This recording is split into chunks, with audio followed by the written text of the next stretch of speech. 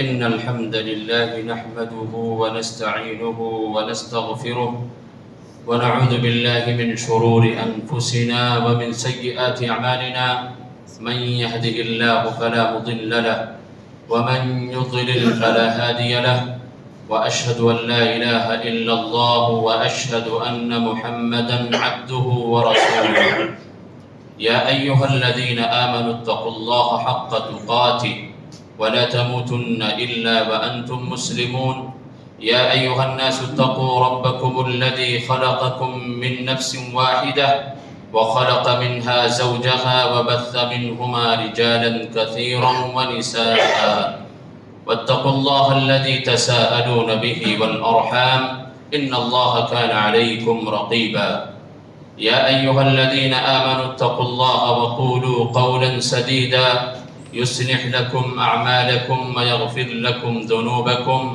ومن يطع الله ورسوله فقد فاز فوزا عظيما أما بعد فإن خير الحديث كتاب الله وخير الهدي هدي محمد صلى الله عليه وسلم وشر الأمور محدثاتها وكل محدثة بدعة وكل بدعة ضلالة وكل ضلالة في النار أعوذ بالله السميع العليم من الشيطان الرجيم بسم الله الرحمن الرحيم كلوا واشربوا ولا تسرفوا ہر طرح کی بڑائی کبریائی بزرگی اللہ سبحانہ و تعالی کے لیے ہے جو خالق کائنات مالک ارض و سما ہے۔ درود و سلام ہو تمام انبیاء کرام کی جماعت پر، خصوصاً آخری نبی جناب محمد الرسول اللہ صلی اللہ علیہ وسلم کی ذات گرامی پر۔ حاضرین جمعہ، بزرگوں، ساتھیوں، پردہ نشین ماں اور بہنوں، اسلام مکمل نظام حیات ہے۔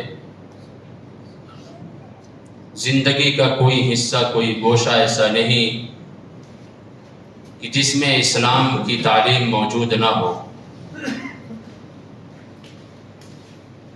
اسلام اور شریعت کا سب سے بنیادی مقصد اور غرض یہ ہے کہ اس کے ماننے والے، فرما برداری کرنے والے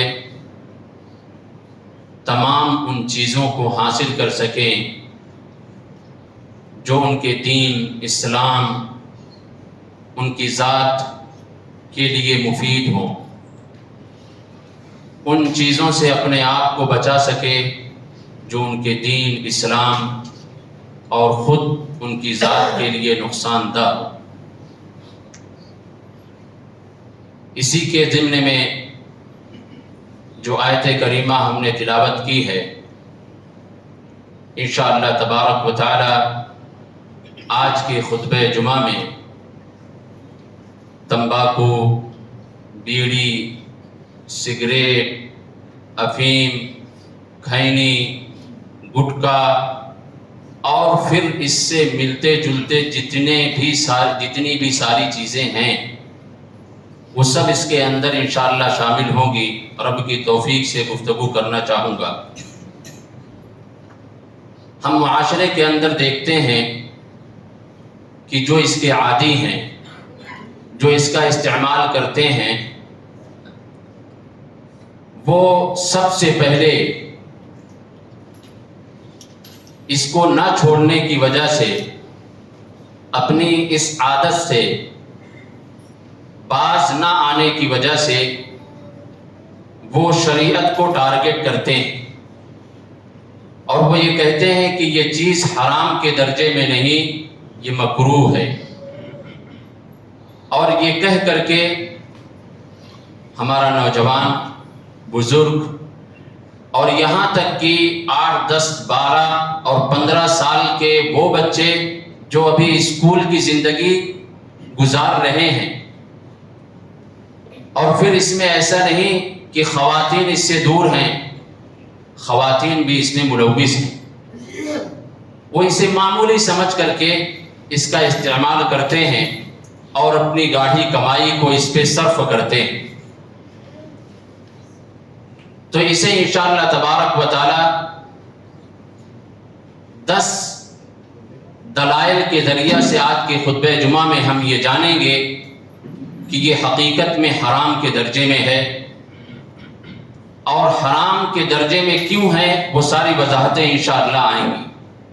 سب سے پہلی وجہ اس کے حرام ہونے کی، اس موضوع پر گفتگو بہت الگ الگ انداز سے کی جا سکتی ہے کہ اس کے نقصانات کیا ہیں، ذاتی طور پر، سماجی طور پر، خاندانی طور پر، گھریلو طور پر، مالی اعتبار سے، اخروی طور پر۔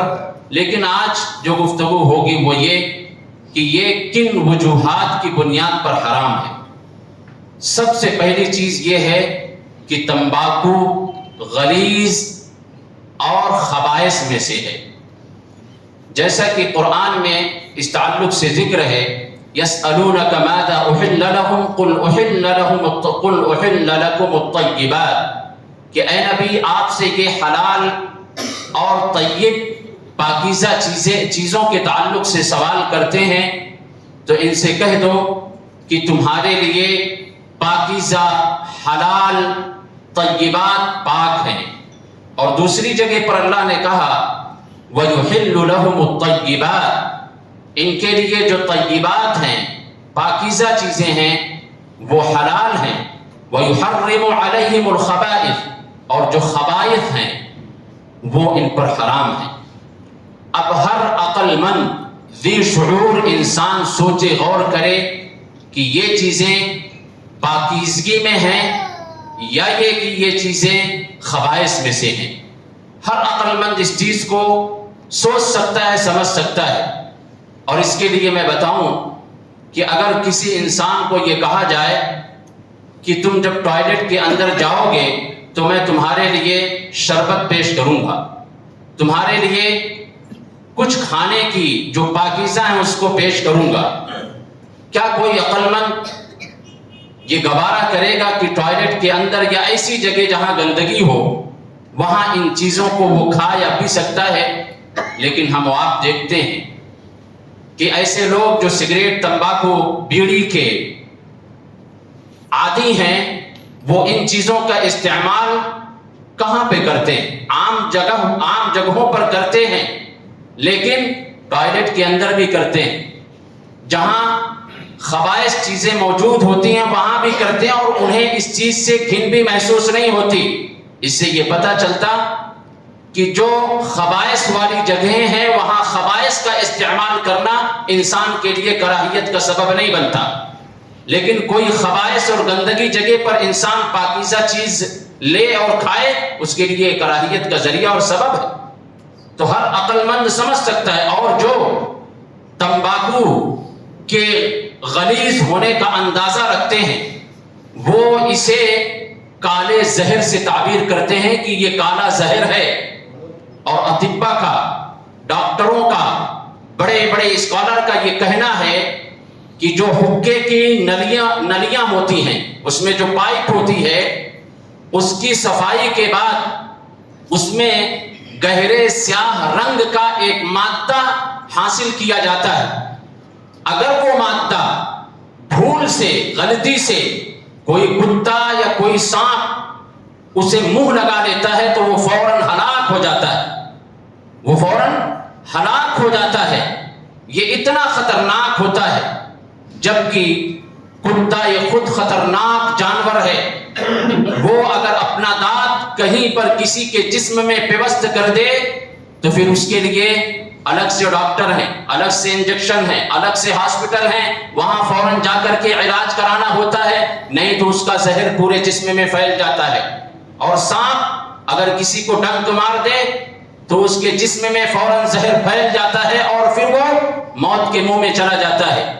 یہ جانور اور یہ سانپ اگر اسے غلطی سے جو حقے کی نلی میں جو مادہ حاصل ہوتا ہے اگر اسے یہ چکھنے منہ لگا دیں تو وہ مر جاتے ہیں۔ ہم آپ کیسے نہیں اپنے آپ کو ہلاک کرتے ہیں اس کی بنیاد پر؟ تو یہ خبائث ہیں، یہ طیبات میں سے نہیں ہے۔ پہلی چیز، پہلی دلیل یہ ہے۔ اور اس کی حرام ہونے کی دوسری دلیل کہ تمباکو یہ بدبودار ہے، اس کی بدبو سے ہم خود متاثر ہوتے ہیں اور دوسروں کو متاثر کرتے ہیں۔ اللہ کے نبی صلی اللہ علیہ وسلم بعض ایسی سبزیوں کو کھا کر کے مسجد میں آنے سے منع فرمایا ہے جس میں بدبو ہو، جس میں کراہیت پائی جاتی ہو، آس پاس رہنے والوں اور کھڑے ہونے والوں کو اذیت پہنچتی ہو۔ نبی اکرم صلی اللہ علیہ وسلم نے منع فرمایا۔ کیا کوئی بیڑی پیے یا سگریٹ یا تمباکو کا استعمال کرے تو اس میں عود اور عنبر کی خوشبو نکلتی ہے کہ انسان کو کراہیت نہ ہو؟ انسان کو کراہیت ہوتی ہے۔ تو اللہ کے نبی صلی اللہ علیہ وسلم نے فرمایا کہ من اکل ثوما او بصلا فلیعتزلنا او لیعتزل مسجدنا لیقعد فی بیتہ۔ بخاری کی روایت ہے کہ اللہ کے نبی صلی اللہ علیہ وسلم نے فرمایا کہ لہسن اور پیاز جو کھاتا ہے وہ ہمارے پاس نہ آئے، یا یہ کہ ہماری مسجد میں نہ آئے، وہ اپنے گھر میں بیٹھا رہے۔ کیوں؟ اس لیے کہ اس سے لوگوں کو کراہیت ہوتی ہے، لوگوں کو تکلیف پہنچتی ہے اس کی بدبو سے۔ تو اب ہم غور کریں کہ کیا اس کے اندر خوشبو ہے جس کا استعمال آج ایک انسان معمولی سمجھ کر کے کرتا ہے۔ اور اسی طریقے سے تیسری دلیل اس کے حرام ہونے کی یہ ہے کہ اس کے ذریعہ سے دوسروں کو اذیت اور تکلیف پہنچتی ہے، دوسرے لوگ اس سے کراہیت محسوس کرتے ہیں۔ اور اسلام کا یہ اصول، یہ ضابطہ ہے المسلم من سلم المسلمون من لسانہ، کہ ایک مسلمان وہ ہے کہ جس کی ذات سے کسی کو تکلیف نہ پہنچے، کسی کو اذیت نہ پہنچے۔ تو ہم غور کریں کہ کیا ہم اپنی اس حرکت سے کسی کو تکلیف میں نہیں ڈالتے، دکھ میں نہیں ڈالتے، پریشانی میں نہیں ڈالتے؟ یہ صاف اور شفاف جو فضا ہے، اس میں ایک سگریٹ پینے والا، بیڑی پینے والا، تمباکو نوش، یہ سارے کے سارے لوگ اس فضا کو اپنی اس غلط حرکت کی وجہ سے آلود کرتے ہیں، اور ایک مسلمان کے ناک میں دھوئیں اڑا کر کے اس کی ناک میں دم کر دیتے ہیں۔ شریعت نے اس سے ہمیں اور آپ کو منع کیا ہے کہ تم اس طریقے سے کسی کو تکلیف میں نہ ڈالو۔ ہم آج سفر کرتے ہیں، اگر کسی کا ٹکٹ ٹرین میں اے سی کوچ میں ہو، ہم میں سے کوئی بتائے کہ اگر کوئی انسان اس اے سی ڈبے میں، اس کوچ میں سگریٹ یا بیڑی جلا کر کے یا تمباکو یا کھینے کا استعمال کر کے بیٹھے تو بتاؤ اس پورے کوچ میں، صرف آجو باجو میں نہیں، پورے کوچ کے اندر کیا کیفیت ہوگی؟ سارے کے سارے ڈبے والے آپ پر پل پڑیں گے اور یہ کہیں گے کہ یہ حرکت تم یہاں نہیں بلکہ باہر جا کر کے کرو۔ کیا معلوم چلا کہ یہ خبائث ہے، یہ تکلیف دہ چیز ہے، یہ نقصان دہ چیز ہے جس کو کوئی گوارا نہیں کرتا۔ جو شریف انسان ہو، جو شریف انسان ہو، اس کو قبول نہیں کرتا ہے۔ ایسی بس میں آپ سفر کریں، اس کا استعمال نہیں کر سکتے ہیں۔ کوئی بھی جو خاص جگہ ہو جہاں پر شریف انسان رہتے ہو، وہاں اس کا استعمال ممنوع کیوں ہے؟ اسی وجہ سے کیونکہ یہ خبائث ہے اور لوگوں کو تکلیف اور اذیت میں ڈالنے والی چیز ہے۔ اور اللہ کے نبی صلی اللہ علیہ وسلم نے فرمایا الا تؤذوا المسلمین، ترمذی کے اندر موجود ہے روایت کہ کسی مسلمان کو تم تکلیف میں نہ ڈالو۔ یہ تکلیف اور اذیت پہنچانے کا ہم اپنی اس غلط حرکت کی بنیاد پر سبب اور ذریعہ بنتے ہیں جس سے شریعت ہمیں منع کرتی ہے۔ چوتھی دلیل یہ ہے کہ اس کے ذریعہ سے اللہ کے مقربین بندوں کو بھی تکلیف ہوتی ہے۔ وہ کون ہے؟ وہ فرشتوں کی جماعت ہے، وہ فرشتوں کی جماعت ہے، انہیں بھی اس سے تکلیف پہنچتی ہے۔ اللہ کے نبی صلی اللہ علیہ وسلم نے فرمایا فَإِنَّ الْمَلَائِكَةَ تَتَأَذَّى مِمَّا يَتَأَذَّى مِنْهُ بَنُو آدَمَ، رواہ مسلم، کہ جس سے انسان کو تکلیف پہنچتی ہے اس سے فرشتوں کو بھی تکلیف پہنچتی ہے۔ انسان کو ان چیزوں سے تکلیف پہنچ رہی ہے تو پھر یہ جان رکھیں کہ فرشتوں کو بھی اس سے تکلیف پہنچ رہی ہے۔ اللہ کے نبی صلی اللہ علیہ وسلم نے منع فرمایا ہے، تو فرشتوں کو تکلیف پہنچانا کیا یہ کوئی معمولی بات ہے؟ یہ حرام کے درجے میں ہے۔ اسی لیے اللہ کے نبی صلی اللہ علیہ وسلم نے فرمایا کہ اس سے فرشتوں کو تکلیف پہنچتی ہے۔ پانچویں دلیل کہ یہ فضول خرچی کے دائرے میں، یہ فضول خرچی کے دائرے میں ہے۔ ہر عقل مند ذی شعور مسلمان اس بات کو بخوبی جانتا اور سمجھتا ہے کہ جس مال کا مالک میں ہوں، جو مال ہماری ملکیت میں ہے، حقیقت میں اس کا مالک اللہ سبحانہ و تعالی ہے، اللہ سبحانہ و تعالی ہے۔ تو ہر عقل مند اور عقل مندی کا یہ تقاضا ہے کہ جب ہم یہ چیز مانتے ہیں کہ یہ حقیقت میں اس کا مالک اللہ سبحانہ و تعالی ہے، تو پھر اس مال کو کہاں خرچ کیا جائے گا؟ اس مال کو وہیں خرچ کیا جائے گا جہاں اللہ سبحانہ و تعالی کا حکم ہوگا۔ اللہ کا حکم جہاں ہوگا اس مال کو ہم وہیں پر خرچ کریں گے، یہی عقل مندی کی دلیل ہے۔ اور اللہ نے کیا کہا؟ کلوا واشربوا ولا تسرفوا انہ لا يحب المسرفین، کھاؤ اور پیو، اسراف نہ کرو، یعنی حلال چیزوں میں بھی اسراف نہ کرو، حد سے تجاوز نہ کرو، حد سے آگے نہ بڑھو، اور حرام چیزوں میں اپنے مال کو خرچ نہ کرو۔ یہ اسراف کے دائرے میں آتا ہے۔ ولا تبذر تبذیرا کہا کہ تم بیجا خرچ نہ کرو، کیوں؟ ان المبذرین کانوا اخوان الشیاطین، یہ بیجا خرچ کرنے والے، حرام چیزوں پر اپنا مال لگانے والے، یہ رحمان کے نہیں شیطان کے ہوا کرتے ہیں، یہ شیطان کے بھائی ہیں، یہ کسی صالحین اور سچے لوگوں اور ایماندار اور اسلام والوں کے بھائی اور ساتھی نہیں ہیں، یہ ایسے لوگوں کے ہیں جو جو شیطان والے حرکت کرتے ہیں، ان کے ساتھ ان کا معاملہ ہوگا۔ اسی طریقے سے یہ بھی ہم بخوبی جانتے ہیں کہ حقیقت میں اس مال کو اکٹھا کرنے کے لیے تمام اسباب و ذرائع کو ہم اکٹھا کرتے ہیں اور اس کا استعمال کر کے، کوشش کر کے، قد و کاوش کر کے ہم مال کو اکٹھا کرتے ہیں، لیکن اس کی وجہ سے ہم کبھی یہ نہ بھولیں کہ یہ مال حقیقت میں اللہ کا ہے، اور جب یہ اللہ کا ہے تو اللہ ہم سے سوال کرنے والا ہے، اللہ ہم سے پوچھے گا، اور جب تک اس مال کے سلسلے میں ہم جواب نہیں دے لیں گے، اللہ رب العالمین کے سامنے سے ہمارا قدم ہل بھی نہیں سکتا۔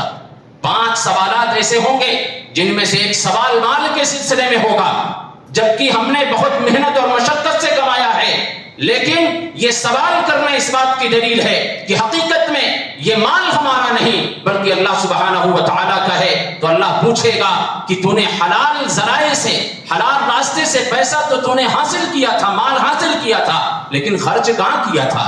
اگر حرام راستے پر خرچ ہے تو انجام بہت برا ہونے والا ہے۔ تو اللہ رب العالمین کے ہاں اس کا حساب دینا ہے۔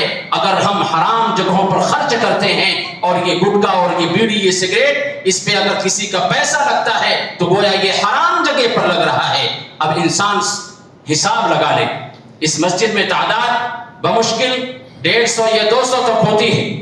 اگر یہ سارے کے سارے لوگ، چند ہی لوگ ہوں گے، سارے لوگوں پر یہ بات نہیں کہی جا سکتی ہے، لیکن بطور مثال سمجھنے کے لیے اگر 200 کی تعداد میں گٹکا کھانے والے، سگریٹ پینے والے ہیں، اور معتدل جو مڈل کلاس کے ہیں، جو غریب ہیں، اگر ان کا خرچ نکالا جائے تو روزانہ یومیہ 50 روپے ایک انسان خرچ کرتا ہے، جو مڈل کلاس کا ہے، جو متوسط درجے کا ہے، 50 روپے خرچ کرتا ہے۔ اور اگر اس کا حساب 200 کے حساب سے لگائیں تو مہینے کا 3 لاکھ بن جاتا ہے، اور سال بھر کا لگائیں تو 36 لاکھ کے آس پاس یہ رقم پہنچتی ہے۔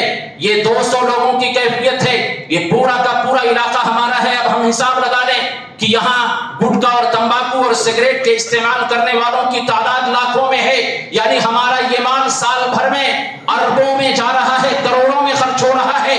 جس مال کو اکٹھا کر کے ہم کسی کی غریبی ختم کر سکتے تھے، کسی غریب کے لیے مکان کا استعمال کر سکتے تھے، کسی غریب بیٹی کا شادی کر سکتے تھے، کسی غریب انسان کے لیے تعلیم کا بندوبست کر سکتے تھے، مدارس بنا سکتے تھے، کالج یونیورسٹی بنا سکتے تھے، میڈیکل کالج بنا سکتے تھے، رفاہی کام کر سکتے تھے، پانی کا استعمال کر سکتے تھے، نالیوں کا استعمال، نالیوں بنا سکتے تھے، روڈ ہم بنا سکتے تھے، ہر طرح سے ہم رفاہی کام کر سکتے۔ ان اربوں پیسوں کو بچا کر کے، جس سے ہمارا مال بھی ضائع ہوتا ہے، ہمارا ذہن بھی خراب ہوتا ہے، ہمارا مزاج بھی بگڑتا ہے، ہماری صحت بھی بگڑتی ہے، ان مالوں کو ہم یہاں خرچ کر رہے ہیں، اور انہی لوگوں کو سامنے جا کر کے کہا جائے کہ ہم رفاہی کام کرتے ہیں، آپ سے ہم یہ چاہتے ہیں، امید کرتے ہیں کہ یومیہ آپ یتیم اور غربا اور مساکین کے لیے 50 روپے روزانہ دینا ہے، تو پھر یہ بغلے جھانکتے ہیں، اپنی جیبیں ٹٹولتے ہیں۔ 50 روپے اللہ کے راستے میں نہیں نکلتا ہے،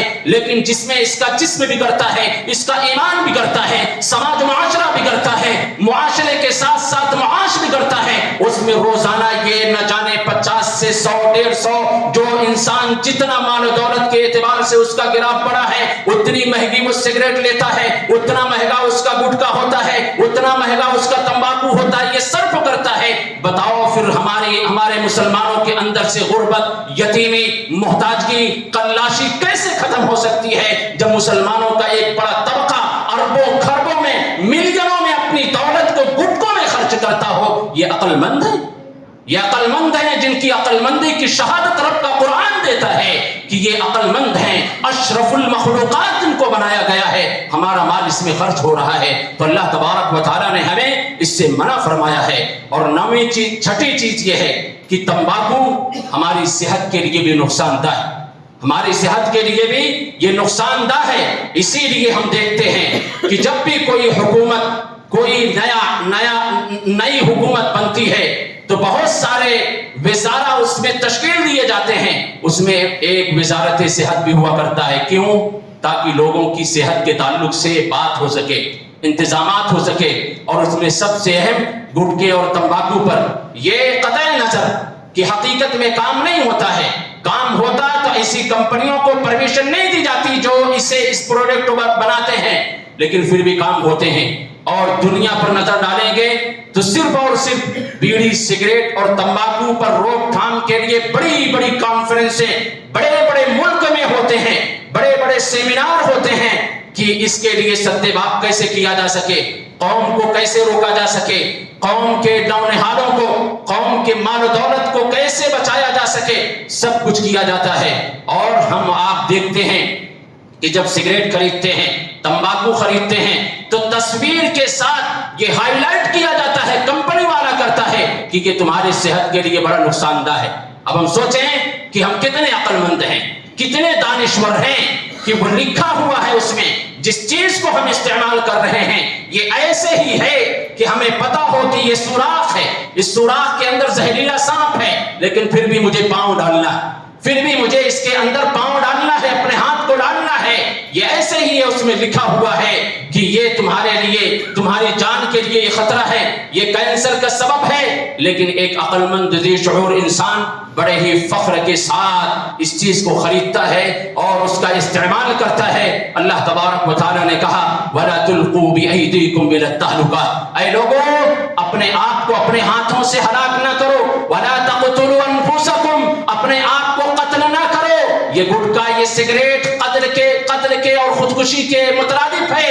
ایک انسان جب اس کا استعمال کرتا ہے اس کی صحت بگڑتی ہے، اس کی صحت خراب ہوتی ہے، اور جب صحت خراب ہوتی ہے تو اس پر بھی اس کا مال صرف ہوتا ہے۔ تو اللہ تبارک و تعالیٰ نے اس سے منع کیا ہے۔ اور ڈاکٹروں کو اگر دیکھیں، جو اطباء نے اس کے نقصانات ذکر کیے ہیں کہ یہ پھیپھڑوں کے کینسر کا سبب بنتا ہے، جبڑوں کے کینسر کا سبب بنتا ہے، اس سے انسان کا ہاضمہ بگڑ جاتا ہے، انسان کا ذائقہ ختم ہو جاتا ہے، اور اس سے سرعت انزال ہوتا ہے، اور مردانگی قوت میں اس سے کمزوری آ جاتی ہے، اور اس سے دانت میں دھبے لگتے ہیں، ہونٹ میں کالا پن آ جاتا ہے، اور نہ جانے کتنی بیماریاں اس کی وجہ سے پنپتی ہیں اور اٹھتی ہیں۔ پھر جب یہ بیماریاں اس میں آ جاتی ہیں تو بلا کہے، بلا کسی تاکید کے وہ انسان اسے چھوڑ دیتا ہے۔ لیکن پہلے کہا جائے کہ میرے عزیز، میرے دوست، یہ تمہارے لیے نقصان دہ، اس کے چھوڑ دو، تو کہتا ہے عادتیں چھوٹتی نہیں۔ لیکن جب بیماری لگی تو پھر وہ عادت تیری کہاں گئی؟ وہ عادت تیری کیسے ختم ہو گئی؟ تو ایک عقل مند انسان پہلے سے یہ انتظام کرتا ہے کہ ہمیں کینسر جیسی بیماری، ہارٹ جیسی بیماری، سانس جیسی بڑی اور خطرناک بیماری ہمیں نہ لگنے پائے، نہ چھونے پائے، پہلے سے اس کا انتظام کرتا ہے۔ اور ہم آپ اس چیز کو استعمال کرتے رہتے ہیں تو انسان کے اندر یہ بیماریاں اس کی وجہ سے پنپتی ہیں اور بڑھتی ہیں۔ ساتویں چیز یہ ہے کہ اس سے عقل کے لیے بھی یہ نقصان دہ ہے، عقل کے لیے بھی یہ نقصان دہ ہے۔ کیوں؟ اس لیے کہ عقل مند ہوتا ہی وہی ہے کہ جو اس کی صحت کے لیے، جسم کے لیے، دین کے لیے فائدے مند ہو، مفید ہو، وہ اسی کا استعمال کرتا ہے۔ ایسی چیزوں کا استعمال ایک عقل مند کر ہی نہیں سکتا ہے کہ جو سماج کے لیے، معاش کے لیے، اس کی ذات کے لیے نقصان دہ ہو، ایسی چیزوں کا استعمال نہیں کر سکتا ہے۔ اور یہ صرف نقصان اس کی ذات نہیں بلکہ معاشرے کا بھی نقصان ہوتا ہے. بیوی بچوں کے ساتھ اس کا استعمال کرتا ہے، ان پر اس کا اثر پڑتا ہے. وہ چھوٹے چھوٹے بچے جن کو بڑی حفاظت کے ساتھ رکھا جاتا ہے، ذرا سے بھی اگر ان کے دیکھ ریکھ میں کمی ہو جائے، جو معصوم بچے 1 سال کے 6 مہینے کے ہوتے ہیں، فوراً انہیں زکام، سردی، بخار فوراً، اور ڈاکٹر کے پاس جاؤ تو وہ کہتے ہیں کہ بس وائرل چل رہا ہے. یہ وائرل یہی ہے جو ہم نے اور آپ نے کیا ہے. یہ دھوئیں نکال کر کے اپنے منہ سے اور ناک سے بہت ہی کمال اپنے آپ کو سمجھتے ہیں کہ ہم تو بہت بڑا کام انجام دے رہے ہیں. ناکوں سے اور منہ سے دھوئیں نکال کر کے ہم آپ دیکھتے ہیں. یہاں پر تو یہ چیزیں نہیں ہیں، لیکن گلف میں آپ چلے جائیں، وہاں پر اگر کسی گاڑی میں اگر دھواں نکلتا ہے تو اس پر غرامہ ہے. کیوں ہے؟ اسی لیے کیونکہ جو نکل رہا ہے اس گاڑی سے دھواں، اس سے نقصان ہوتا ہے، بیماریاں پھیلتی ہیں. تو بتاؤ یہ جو میں منہ سے نکالتا ہوں اور ناک سے نکالتا ہوں، اس سے کسی کو شفا ملتی؟ اس سے بھی نقصان ہوتا ہے. ہمارے بچوں پر اس کا اثر پڑتا ہے، ہماری بیوی پر اس کا اثر پڑتا ہے. تو عقل مند وہی استعمال کرتا ہے جو اس کے لیے سود مند ہو. ایک مثال کے ذریعے سے سمجھو، اگر کسی ایسے انسان کو کہا جائے جو ان چیزوں کا عادی ہے کہ تو روزانہ 50 روپے لا کر کے اس میں ماچس لگا دیا کر، وہ کیا کہے گا؟ کہ میں تجھے پاگل لگتا ہوں، میں تجھے پاگل لگتا ہوں. تو ایسے لوگوں سے کہا جائے ہاں تو مجھے پاگل ہی لگتا ہے. جو تو گاڑی کمائی دے کر کے سگریٹ اور بیڑی خرید کر کے اس میں ماچس جو کاغذ کا لپٹا ہوا وہ ہے اسے میں لگا کر کے اور دھوئیں اڑا رہا ہے مزے لے کر کے، یہ اپنے مال پر آگ نہیں لگاتا تو اور کیا کرتا ہے؟ تو یہ آگ ہی لگانا ہے اپنے مال پر کہ ہم اسے ماچس کی تیلی سے جلائیں اور چند سیکنڈ کے لیے اور اسے راکھ میں تبدیل کر کے فضا میں دھواں اڑا کر کے ختم کر دیں. یہ مال میں آگ لگانے کے مانند ہے. یہ مال میں ایک انسان آگ لگا رہا ہے تو انسان کہتا ہے مجھے پاگل سمجھتے ہو؟ تو یہ پاگل پنی نہیں تو اور کیا ہے کہ ہم حقیقت میں نوٹ میں تو نہیں لیکن اس نوٹ سے کوئی دوسری چیز خرید کر کے جو ہماری صحت کے لیے، امام اسلام کے لیے نقصان دہ ہے، اس میں ہم آگ لگائے جا رہے ہیں جس کی قیمت اور کتنی بڑھتی ہے؟ ملینوں میں بڑھ جاتی. تو ایک عقل مند، ہماری عقل کے بھی خلاف یہ چیز ہے کہ عقلی طور پر بھی یعنی ہمارے عقل بھی اس سے بگڑتی ہے. اسی لیے امام شافعی رحمہ اللہ کہتے ہیں کہ عقل میں زیادتی کے لیے 3 چیزیں بہت ضروری. ایک یہ مجالست العلماء، مجالست الصالحین، یہ 2 چیزیں، یعنی علماء کی مجلسوں میں آؤ، جو نیک ہو ان کی مجلسوں میں بیٹھو. اور تیسری یہ کہ جو فضول اور لایانی چیز ہے اسے ترک کر دو. یہ عقل میں زیادتی کی دلیل ہے، عقل اس سے بڑھتی ہے. تو یہ فضول اور لایانی چیز ہے جس کا استعمال کرتے ہیں. اسی طریقے سے 8ویں چیز کہ یہ ہمارے دین کے لیے بھی نقصان دہ ہے. کیسے؟ ایک انسان جو اس کا عادی ہوتا ہے وہ کسی عالم کے پاس اس کا استعمال کر کے جانا نہیں چاہتا. کیوں؟ وہ اس لیے سمجھتا ہے کہ عالم صاحب کو اس سے تکلیف ہوگی، وہ کراہیت محسوس کریں گے، ہو سکتا ہے مجھے نصیحت کرنے لگے.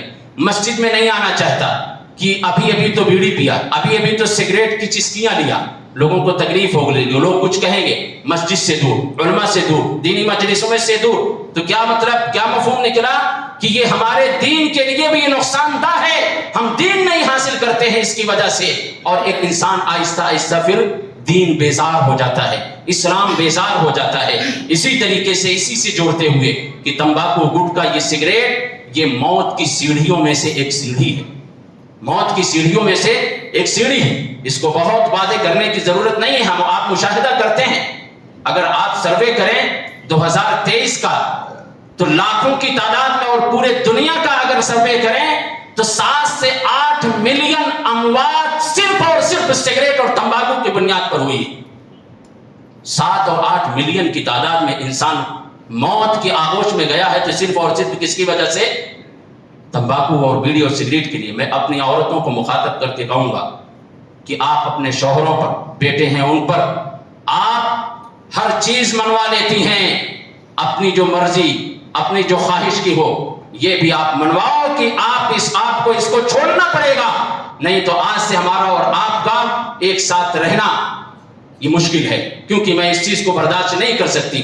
یہ بدبو، یہ گھناؤنی چیز، یہ ہمیں برداشت نہیں ہے. آپ تھوڑی سی سختی برتیں، آپ دوسری چیزوں میں جس طریقے سے اپنے کپڑے کے لیے، ناز و نخرے کے لیے، بازار میں گھومنے کے لیے، ہوٹلوں میں جانے کے لیے جس طریقے سے آپ ضد کرتی ہیں، نخرے کرتی ہیں، اسی طریقے سے اس میں بھی آپ نخرے دکھائیں. یہ نخرہ آپ کے رب العالمین کو پسند آئے گا انشاءاللہ.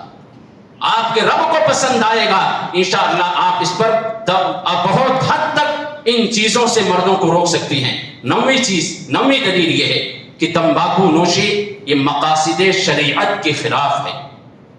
مقاصد شریعت کے خلاف ہے.